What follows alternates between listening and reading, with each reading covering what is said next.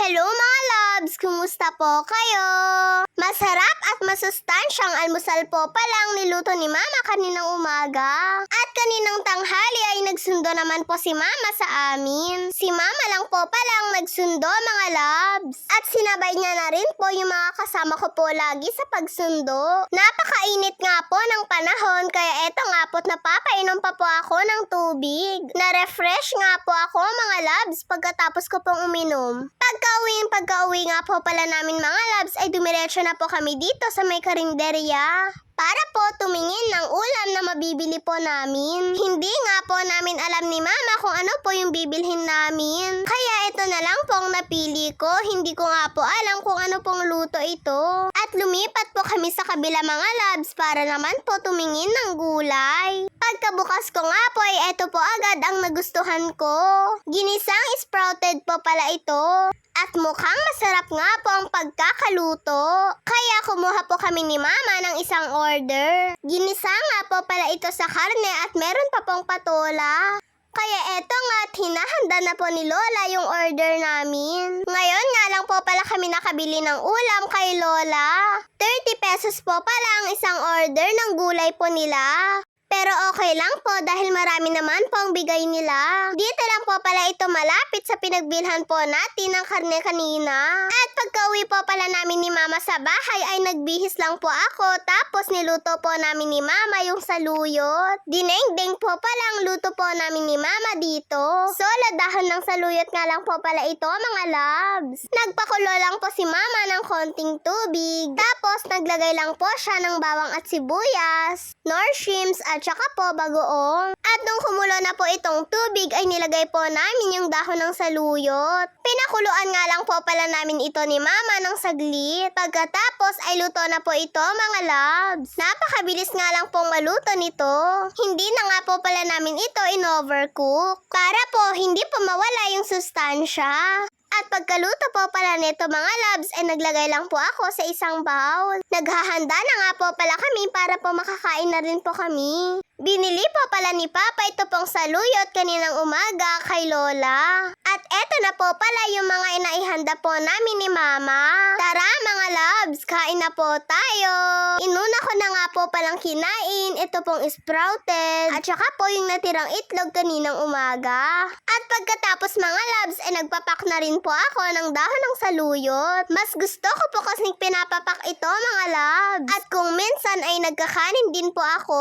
Yung ganitong simpleng luto lang po ng dinengdeng ay sobrang sarap na po, lalo na po kung mahilig ka po talaga sa gulay. Lagi nga pong nilulutuan ni Mama si Papa ng ganito dahil isa po ito sa pinakagusto niya. Kaya kapag po may nagtitinda po dito sa amin ng gulay ay lagi pong kumukuha si Mama. Nasanay na nga lang din po pala akong kumain nito pong dahon ng saluyot. Kahit nung una ay hindi ko pa maipasok-pasok. Hindi ko nga po malunok-lunok mga loves. At pagkatapos po pala namin kumain kaninang tanghali. At dahil wala po kaming pasok kanina mga loves, ay nagpaturo po ako kay Papa ng assignment ko. Dahil po mamaya ay may pasok din po si Papa. Kaya habang nandito po siya ay nagpapaturo na po ako.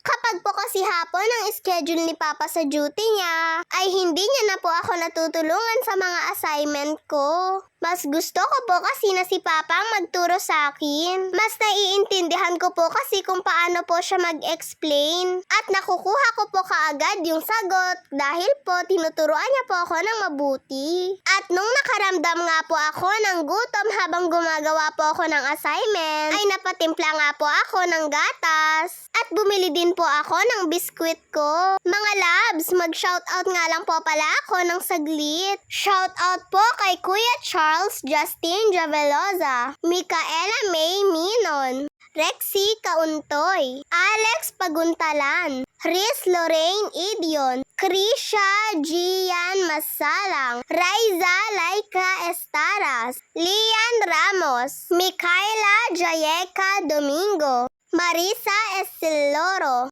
Kayla Reyes, Ronaline Perez Alavod Dovistan, Mami Jen, Renalyn Dokot, Francine Clexane Era, Lieser Azi Pacaonces, J.R. Formanes, Jessica Sikat, Christy Amparo, Princess Chlo Morales Ragma, Ellen Claire Evaristo. Maraming salamat po sa inyong lahat mga loves. Okay mga loves, balik naman po tayo dito po sa pagbablog ko.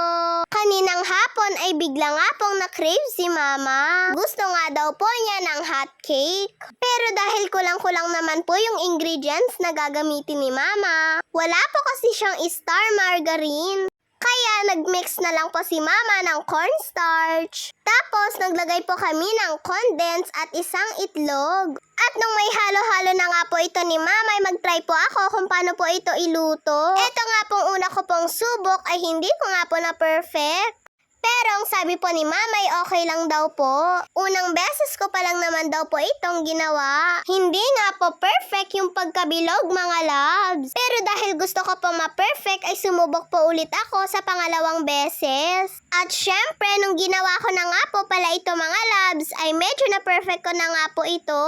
Ang saya-saya ko nga lang po dahil po nagawa ko po yung ginagawa ni mama. O di po ba mga loves, medyo bilog nga po. At nung ganito na nga po pala yung itsura mga loves ay babaligtarin ko na po ito. Dahil luto na daw po yung kabila nito. At kahit nga po sa pagbaligtad ay nag-aalangan nga po ako.